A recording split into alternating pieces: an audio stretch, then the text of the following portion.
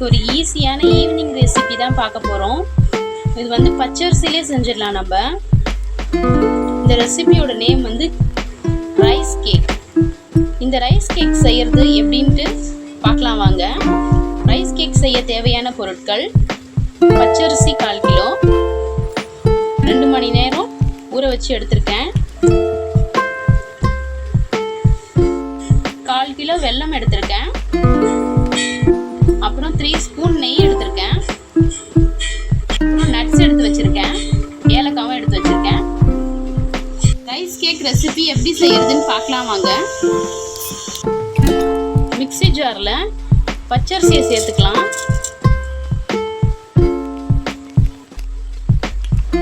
நம்ம எடுத்து வச்ச ஏலக்காவையும் ஆட் பண்ணிக்கலாம். வாசமாக இருக்கும் ஏலக்காய் போட்டு அரைக்கும் போது. சேர்த்து அரைச்சி எடுத்துக்கலாம் தண்ணி ஊற்றி. மிக்சியில் போட்டு நல்லா மைய அரைச்சாச்சு. அரைச்சி வச்ச மாவை ஒரு பாத்திரத்தில் சேர்த்துக்கிறேன். அது கூட நம்ம வெல்லம் கரைச்சி வச்சுருக்கோம், அதையும் ஆட் பண்ணி நல்லா மிக்ஸ் பண்ணிக்கலாம். வெல்லத்தை வடிகட்டி சேர்த்துக்கோங்க. வெல்லத்தில் நிறைய தூசி இருக்கும். இதை பாருங்கள், இதுதான் அது. வடிகட்டி சேர்த்திங்கன்னா உங்களுக்கு ஹெல்த்தியாக இருக்கும். வெல்லத்தையும் மாவையும் நல்லா மிக்ஸ் பண்ணிக்கலாம். கட்டிப்படாமல் நல்லா மிக்ஸ் பண்ணிக்கோங்க.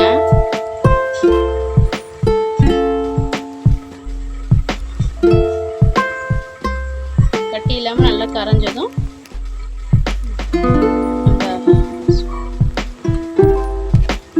ஒரு குக்கர் எடுத்துக்கோங்க. அதில் நம்ம எடுத்து வச்சிருக்க நெய் ஆட் பண்ணிக்கலாம்.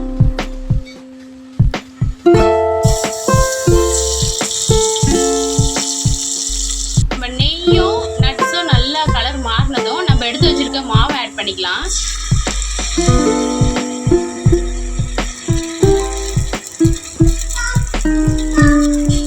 அப்படியே சிம்ல வச்சு நான் மூடி போட்டு வைக்க போறேன். ஒரு 10 நிமிஷம் கழிச்சு நம்ம திறந்து பார்க்கலாம். விசில் போடாம மூடி வச்சுக்கிறேன். 10 நிமிஷம் கழிச்சு நம்ம திறந்து பார்க்கலாம். நம்ம ரைஸ் கேக் நல்லா வெந்து வந்துருச்சு ஃப்ரெண்ட்ஸ். 10 மினிட்ஸ் போதும். ஆஃப் பண்ணிக்கோங்க. அவ்வளோதான் ஃப்ரெண்ட்ஸ், நம்ம எம்மியான ரைஸ் கேக் ரெசிபி ரெடி ஆகிடுச்சு. இதே மாதிரி உங்கள் வீட்டில் செஞ்சு பாருங்கள். உங்கள் குழந்தைங்க விரும்பி சாப்பிடுவாங்க. Subscribe my channel. Thank you all.